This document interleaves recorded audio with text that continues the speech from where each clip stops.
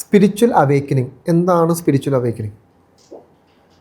ഒന്നുമില്ല, നമ്മൾ വലിയ കൊട്ടി ഘോഷിച്ച് പറയേണ്ട വിഷയങ്ങളൊന്നുമില്ല. സ്പിരിച്വൽ അവേക്കനിങ് എല്ലാത്തിനും കുറിച്ചിട്ടുള്ളൊരു കൃത്യത നമ്മളിലോട്ട് വരാൻ തുടങ്ങും. അത്രയേ ഉള്ളൂ സ്പിരിച്വൽ അവേക്കനിങ് കൊണ്ട് ഉദ്ദേശിക്കുന്നത്. അതായത് സ്പിരിച്വൽ ഊർജ്ജം നമ്മുടെ ബോഡിയിൽ സ്പ്രെഡ് ചെയ്യുന്ന സമയത്ത് നമ്മുടെ ബ്രെയിൻ എക്സ്പാൻഷൻ സംഭവിക്കാൻ തുടങ്ങും.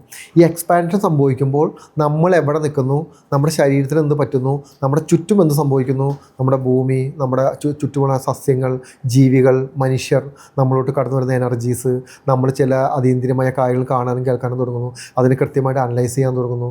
തെറ്റിദ്ധാരണയില്ലാത്ത ഒരു ബോധം, അതായത് തെറ്റിദ്ധാരണയില്ല, നമുക്കവിടെ കൺഫ്യൂഷൻ ഇല്ല, ക്ലാരിറ്റി. ഈ ക്ലാരിറ്റി ഉള്ള ഒരു ബോധത്തെയാണ് സ്പിരിച്വൽ അവേക്കനിങ് പറയുന്നത്. എനിക്ക് സ്പിരിച്വൽ അവേക്കനിങ് സംഭവിക്കുന്ന സമയത്ത് എനിക്ക് മനസ്സിലായില്ല എന്താ സംഭവിക്കുന്നത്. അതായത് ചുറ്റും നിൽക്കുന്ന പല മെറ്റീരിയലിസ്റ്റിക് ആയിട്ടുള്ള കാര്യങ്ങളും നമുക്ക് താല്പര്യമില്ലാതായി തുടങ്ങി. അതിൻ്റെ ഒപ്പം തന്നെ നമ്മളോട് ആരൊക്കെയോ വന്ന് സംസാരിക്കാൻ, വർഷങ്ങൾക്ക് മുന്നേ ആരൊക്കെയോ വന്ന് സംസാരിക്കാൻ തുടങ്ങി, ആത്മാക്കളുടെ സാന്നിധ്യം അറിയാൻ തുടങ്ങി, നമ്മോട് കമ്മ്യൂണിക്കേറ്റ് ചെയ്യാൻ തുടങ്ങി, നമ്മുടെ ഇന്ന നിർദ്ദേശങ്ങൾ തരാൻ തുടങ്ങി, ഇന്ന കാര്യങ്ങൾ ചെയ്യണം, ഇന്ന കാര്യങ്ങൾ ചെയ്യരുതെന്ന് പറയുന്നു. തുടങ്ങിയിട്ടുള്ള കുറേ കാര്യങ്ങൾ വന്ന് കയറിയപ്പോൾ ഞാൻ എന്ത് ചെയ്തു എന്ന് പറഞ്ഞു കഴിഞ്ഞാൽ ഞാൻ ഒന്നും ചെയ്തില്ല എന്നുള്ളത്. ഞാൻ വെറുതെ അടങ്ങി ഒതുങ്ങി വല്ലയിടത്തും ഇരുന്നു. ഇത് എന്താ സംഭവിക്കണം നമുക്കറിയണം. ഞാൻ പാനിക്കാവാൻ പോയില്ല, ടെൻഷൻ അടിക്കാൻ പോയില്ല, സ്ട്രെസ് എടുക്കാൻ പോയില്ല, പേടിക്കാൻ പോയില്ല. കാരണം എന്താണെന്ന് പറഞ്ഞു കഴിഞ്ഞാൽ ഞാൻ എൻ്റെ ഗുരുവിൽ പൂർണ്ണമായ വിശ്വാസം അർപ്പിച്ചിട്ടാണ് നിന്ന്. കാരണം എൻ്റെ ഗുരുവിൽ നിന്ന് ലഭിച്ചിരിക്കുന്ന കാര്യങ്ങളാണ്. അതങ്ങനെ തന്നെ സംഭവിക്കും, അതങ്ങനെ സംഭവിക്കട്ടെ. കാരണം എന്നെ സംബന്ധിച്ചിട്ട് എനിക്ക് അങ്ങനെ അത്തരത്തിലുള്ള ഭയങ്ങളൊന്നും ഉള്ള ആളല്ല ഞാൻ. അതുകൊണ്ടാണ് ഞാൻ ഈ പറയുന്നത്. പല മനുഷ്യർക്കും സ്പിരിച്വലോട്ട് അവേക്കനിങ് സംഭവിക്കുന്നുണ്ട്. ഈ സ്പിരിച്വലോട്ട് അവേക്കനിങ് രണ്ട് രീതിയിലാണ് സംഭവിക്കുന്നത്. ഒന്ന്, ആനന്ദത്തിൽ നിൽക്കുമ്പോൾ, ഭയങ്കരമായിട്ട് ആനന്ദത്തിൽ നിൽക്കുന്ന ആളുകൾക്ക് പെട്ടെന്ന് അവർക്ക് തോന്നും ഒന്നുമല്ല, ഈ സന്തോഷങ്ങളോ ഈ പറയുന്ന പണമോ സ്വത്തുക്കളോ ഒന്നുമല്ല ഇത്, അതിനേക്കാളും വലുത് മറ്റൊന്നുകൊണ്ട് ആ സമാധാനത്തെ സന്തോഷത്തെ തേടി പോകണം എന്ന് പറഞ്ഞ് അവേക്കനിങ്ങിൻ്റെ തുടക്കം സംഭവിക്കുന്ന ആൾക്കാരുണ്ട്. പിന്നീട് അവർ അന്വേഷിച്ച് പോകുന്നത് കിട്ടുന്നു. അതിലൊരാളാണ് ശ്രീബുദ്ധൻ. അങ്ങനെ ആ കാറ്റഗറിയിൽ ഒരുപാട് പേരുണ്ട്. ഇനി നമ്മൾ സാധാരണക്കാർക്കുള്ളൊരു പ്രത്യേകതയാണ് ഏറ്റവും വേസ്റ്റായ കണ്ടീഷൻ. എല്ലാം തകർന്ന് തരിപ്പിടമായി, ഒന്നുമില്ലാണ്ടായി, കാൽച്ചോട്ടിൽ മണ്ണൊലിച്ചു പോയി, നമ്മളിട്ടിരിക്കുന്ന ഡ്രസ്സ് വരെ മറ്റുള്ളവർ ഊരിക്കൊണ്ടുപോകും. ആ അവസ്ഥയിലോട്ട് നമ്മളെത്തും. ആ അവസ്ഥയിലോട്ട് നമ്മളെത്തുമ്പോൾ നമുക്ക് മനസ്സിലാവും നമ്മൾക്ക് ചുറ്റും കാണുന്ന ഒന്നുമല്ല സത്യം. നമുക്ക് മറ്റു പല കാര്യങ്ങളും നമുക്ക് ചെയ്യാനുണ്ട്, അല്ലെങ്കിൽ ചെയ്യാനില്ല. തുടങ്ങിയിട്ടുള്ളൊരു ബോധം നമുക്ക് സ്പിരിച്വൽ ആയിട്ടുള്ള കണക്ഷൻ, ഓക്കെ ഇതാണ് അൾട്ടിമേറ്റ്, നമ്മൾ കണ്ടതും കേട്ടതൊന്നും അല്ല, നമുക്ക് അതിലോട്ട് പോകണം എന്നുള്ളൊരു തോന്നൽ നമ്മുടെ ജീവിതത്തിലോട്ട് വരാൻ തുടങ്ങും. അപ്പോൾ നമ്മൾ അത് തേടി ഇറങ്ങും. അവിടെ മുതൽ സ്പിരിച്വൽ അവേക്കനിങ് സംഭവിക്കാൻ തുടങ്ങും. ഇനി അങ്ങനെ പറയുമ്പോൾ തന്നെ രണ്ട് രീതിയിലുണ്ട്. ഒന്ന് ടെമ്പററിയും പെർമനൻറ്റും എന്ന് പറഞ്ഞു കഴിഞ്ഞാൽ ഒരു ആവേശത്തിന് പോകുന്ന ആൾക്കാരുണ്ട് ഇതിനിടയിൽ. ഞാൻ ഇപ്പം തന്നെ പോയിട്ട് മെഡിറ്റേഷൻ ചെയ്ത് അങ്ങ് തകർക്കും, ഞാൻ ഇപ്പം തന്നെ പോയിട്ട് ഞാനൊരു യാത്ര പോയി അവിടെ നിന്ന് ഇപ്പം ഞാൻ ഇത് നടക്കും, ഇത് നടപടിയാവില്ല. നിങ്ങൾ ധൃതി പിടിച്ചത് കിട്ടാൻ ഇതൊന്നും ഹോട്ടൽ ഭക്ഷണമൊന്നും അല്ല. നിങ്ങൾ വിളിക്കുമ്പോൾ തന്നെ അല്ലെങ്കിൽ നിങ്ങൾ ചെയ്യുമ്പോൾ തന്നെ നിങ്ങൾക്ക് കിട്ടണമെന്നോ നിങ്ങൾക്ക് അനുഭവങ്ങൾ ഉണ്ടാവണമെന്നോ, ഇതൊക്കെ നിങ്ങളുടെ യോഗ്യത അനുസരിച്ചിരിക്കും. വീണ്ടും പറയുന്നു, ഇത് നിങ്ങളുടെ യോഗ്യത അനുസരിച്ചിരിക്കും. യോഗ്യത എന്ന് പറയുന്നത് പണമോ സൗന്ദര്യമോ ബോധമോ ബുദ്ധിയോ ഒന്നുമല്ല. ക്വാളിറ്റി, ഇന്നർ വിഷൻ, ഉള്ളിലുള്ള എല്ലാത്തിനോടും നമ്മുടെ ഉള്ളിലുള്ള മനോഭാവം എന്നൊരു സാധനമുണ്ട്. നമുക്ക് പുറത്തും എന്തും കാണിക്കാം, ചിരിക്കാം, വളരെ ആക്റ്റീവായിട്ട് നിൽക്കാം, എനർജൈസ് ആയിട്ട് നിൽക്കാം, വളരെ സിസ്റ്റമാറ്റിക്കായിട്ട് നമുക്ക് നിൽക്കാം. നമ്മുടെ ഉള്ളിലൊരു ബോധമുണ്ട്. ആ ഉള്ളിലുള്ള ബോധമാണ് റിയാലിറ്റി. ആ ബോധം എല്ലാത്തിനോടും സ്നേഹമാണ്, എല്ലാത്തിനോടും പ്രണയമാണ്, എല്ലാത്തിനും റിയാലിറ്റി കാണുന്ന ബോധമാണ്. അതാണ് റിയാലിറ്റി. ആ സ്പിരിച്വാലിറ്റി ഉണ്ടെങ്കിൽ മാത്രമേ നിങ്ങൾക്ക് ആ ക്വാളിറ്റി എന്ന് പറയുന്ന ഒരു വസ്തുവിലോട്ട് നിങ്ങൾ എത്തുള്ളൂ. അപ്പോൾ വളരെ വേഗതയിലോ വളരെ ധൃതി പിടിച്ചാലോ ഒന്നും കിട്ടുന്ന ഒരു വസ്തുവല്ല സ്പിരിച്വാലിറ്റി. സമയമെടുക്കുന്നത് എന്തിനാ? അത്രയും വർഷത്തെ, ഇപ്പോൾ ഒരു 30, 35, 40 വർഷത്തെ അത്രയും ഡേറ്റ നമ്മുടെ ബ്രെയിനിൻ്റെ അകത്തുനിന്ന് ക്ലിയറായി പോകാനുണ്ട്. അതായാൽ മാത്രമേ ആവാൻ പറ്റുള്ളൂ. ഇനി ഞാൻ സ്പിരിച്വൽ ആവാൻ വേണ്ടി പോവുകയാണ്, എൻ്റെ ആവശ്യമില്ല. എവിടെ പോയാലും നിങ്ങൾ സ്പിരിച്വൽ ആവാൻ പോകുന്നില്ല. കാരണം എന്താ? പള്ളിയിലാണോ നിങ്ങൾ സ്പിരിച്വൽ ആവാൻ പോകുന്നത്? ഇനി അതിൻ്റെ ഏതെങ്കിലും പുണ്യസ്ഥലങ്ങളിലാണോ? ഗംഗയിൽ മുങ്ങിയാൽ നിങ്ങൾ സ്പിരിച്വൽ ആവോ? കുംഭസരിച്ചാൽ നിങ്ങൾ സ്പിരിച്വൽ ആവോ? ഇനി നിങ്ങൾ അമ്പലത്തിൽ പോയി നിങ്ങൾ സ്പിരിച്വൽ ആവോ? ഇത് നിങ്ങൾക്ക് ആത്മീയമായ ബോധം വരുമോ? ഇല്ല. എന്തുകൊണ്ടാണ്? ഇവിടെ ഒന്നും സ്പിരിച്വാലിറ്റി ഇരിക്കുന്നില്ല. സ്പിരിച്വാലിറ്റി തേടി നടന്നാൽ കിട്ടുന്ന ഒന്നല്ല. കാരണം സ്പിരിച്വാലിറ്റി നിങ്ങളുടെ ഉള്ളിലുള്ള സാധനമാണ്.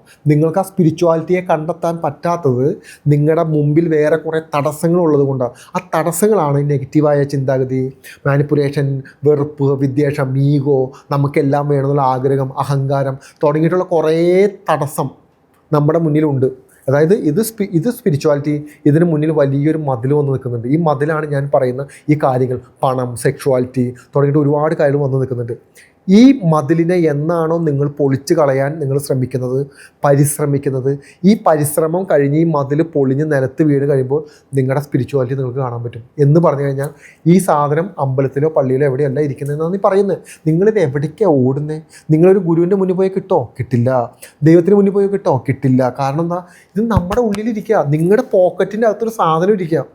ഓക്കെ, ഈ സാധനം തേടി നിങ്ങൾ ലോകത്ത് മൊത്തം നടക്കുക, നിങ്ങൾക്ക് കിട്ടുമോ? കിട്ടില്ല. അത് നിങ്ങളുടെ പോക്കറ്റിലുണ്ട്. എന്ന് പറഞ്ഞു കഴിഞ്ഞാൽ സ്പിരിച്വാലിറ്റി, ഈശ്വരൻ, ഇതെല്ലാം നമ്മുടെ ഉള്ളിലുള്ള സാധനമാണ്. ഇതിനെ നിങ്ങൾ എവിടെയും തേടി പോകരുത്.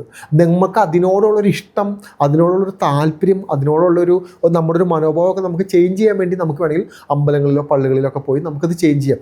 അതല്ലാതെ ഇവിടെ നിന്ന് ഒരിക്കലും നിങ്ങൾക്കൊരു അവേക്കനിങ് സംഭവിക്കാനോ സ്പിരിച്വാലിറ്റിയായിട്ട് കണക്ട് ചെയ്യാനോ നിങ്ങൾക്ക് സാധിക്കില്ല. ഇനി സ്പിരിച്വാലിറ്റിയുമായിട്ട് അല്ലെങ്കിൽ ഈശ്വരനുമായിട്ട് നമ്മുടെ ഭഗവാനുമായി നമ്മൾ കണക്ട് ചെയ്താൽ നമ്മളിലോട്ട് വരുന്ന ലക്ഷണങ്ങൾ എന്താ? ആദ്യത്തെ ലക്ഷണം സമാധാനം ഉണ്ടാവും. എവിടെയെല്ലാം സമാധാനം ഉണ്ടാവും? നമ്മളൊരാൾ സ്നേഹിക്കാൻ വരുന്നു, അപ്പോൾ നമുക്ക് സമാധാനമുണ്ട്. നമുക്കൊരാൾ കാര്യങ്ങൾ ചെയ്തു തരാൻ വേണ്ടി വരുന്നു, അപ്പോൾ നമുക്ക് സമാധാനമുണ്ട്. നമ്മൾ നല്ല ഭക്ഷണം കഴിക്കുന്നു, അപ്പോൾ നമുക്ക് സമാധാനമുണ്ട്. നമ്മൾ നല്ല ഡ്രസ്സ് ഇടുന്നു, അപ്പോൾ നമുക്ക് സമാധാനമുണ്ട്. എനിക്ക് നല്ലൊരു ജോലി കിട്ടി, പണം കിട്ടി, അപ്പോൾ നമുക്ക് സമാധാനമുണ്ട്. അതല്ല. ഇനി റിവേഴ്സ് എടുത്ത് നോക്കിക്കോ.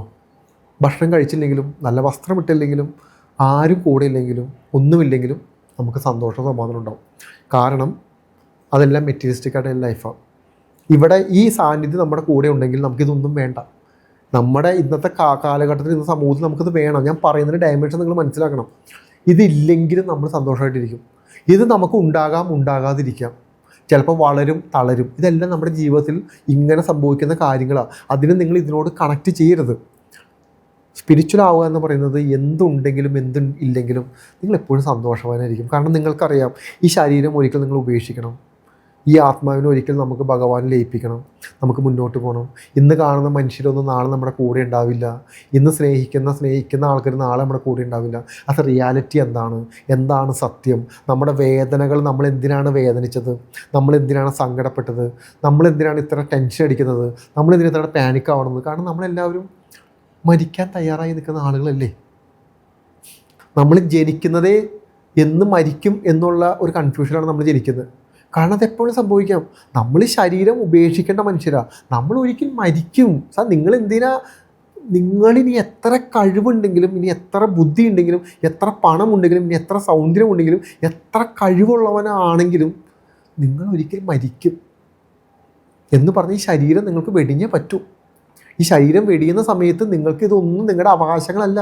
നിങ്ങൾ സർട്ടിഫിക്കറ്റോ, നിങ്ങളുടെ സ്വർണമോ, നിങ്ങളുടെ വണ്ടിയോ, നിങ്ങളുടെ മറ്റു പല കാര്യങ്ങളോ ഒന്നും നിങ്ങളുടെ സ്വന്തമല്ല.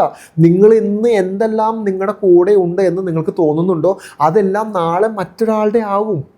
നിങ്ങൾ എത്ര സ്വർണം നിങ്ങൾ വീട്ടിൽ കൂട്ടി വെച്ചാലും അത് നിങ്ങളുടെ അല്ല. അത് നാളെ നിങ്ങളുടെ കാലശേഷം അത് മറ്റൊരാളെടുക്കും. നിങ്ങളുടെ പ്രോപ്പർട്ടി മറ്റൊരാളെടുക്കും. നിങ്ങളുടെ സർവ്വതും മറ്റൊരാളെടുക്കും. നിങ്ങളുടെ സർട്ടിഫിക്കറ്റ് പോലും, നിങ്ങളിനി എത്ര വിദ്യാഭ്യാസമാണെങ്കിലും ഇങ്ങനെ കയറിയ തീരാവുന്നുള്ളൂ നിങ്ങളുടെ സർട്ടിഫിക്കറ്റ്. നിങ്ങൾ ജീവിച്ചിരിക്കുമ്പോൾ മാത്രമേ ഉള്ളൂ നിങ്ങളുടെ സർട്ടിഫിക്കറ്റിൻ്റെ വാല്യൂ. ഇവിടെ എന്തെന്നാണ് നമുക്ക് സ്ഥിരമായിട്ടുള്ളത്. പക്ഷേ ഞാൻ ഇങ്ങനെ പറയുമ്പോൾ പോലും നമ്മുടെ ജീവിതത്തിൽ നമുക്ക് പണം അത്യാവശ്യമാണ്, നമുക്കൊരു സ്റ്റാറ്റസ് അത്യാവശ്യമാണ്, നമ്മുടെ ജീവിതത്തിന് ഉയർച്ചയ്ക്ക് അത്യാവശ്യമാണ്. ഇതെല്ലാം നമുക്ക് വേണം. ഇതൊന്നും വേണമെന്നല്ല പറയുന്നത്. അതാണ് ലൈഫ്. നിങ്ങൾ തെറ്റിദ്ധരിക്കരുത്. അത്ര ഞാൻ പറയുന്നുള്ളൂ. കാരണം എന്താ? അതാണ് ലൈഫ് നിങ്ങൾ തെറ്റിദ്ധരിച്ചാൽ, സൗന്ദര്യമാണ് നിങ്ങളെന്ന് തെറ്റിദ്ധരിച്ചാൽ, കഴിവാണെന്ന് നിങ്ങൾ തെറ്റിദ്ധരിച്ചാൽ, നിങ്ങളുടെ ശരീരമാണെന്ന് നിങ്ങൾ തെറ്റിദ്ധരിച്ചാൽ, ഇതെല്ലാം നാളെ മാറ്റങ്ങൾക്ക് വിധേയമാവും.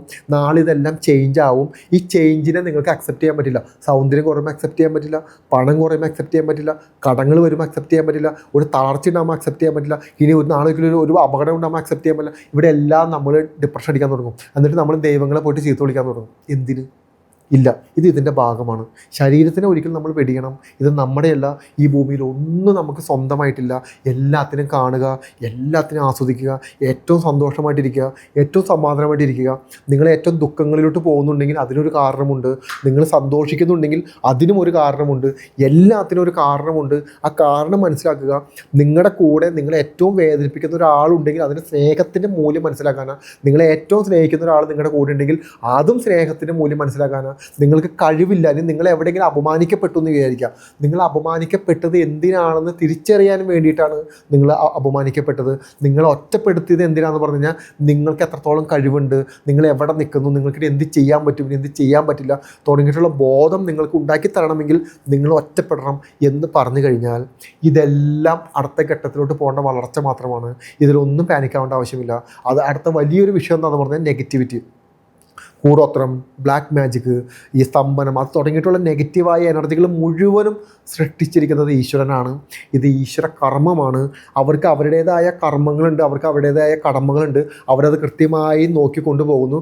ഈ ലോകത്തുള്ള എല്ലാ മനുഷ്യരും, ഈ ഭൂമിയിൽ ജീവിക്കുന്ന എല്ലാ മനുഷ്യരും മോക്ഷത്തിലോട്ട് എത്തണമെന്ന് ഭഗവാൻ ഒരു നിർബന്ധമില്ല. അവനവന് താല്പര്യമുള്ളവന് മാത്രം എത്തിയാൽ മതി. അല്ലാത്തവൻ മരിച്ച് മണ്ണിനോട് ചേർന്ന് അലിഞ്ഞങ്ങ് ചേരും.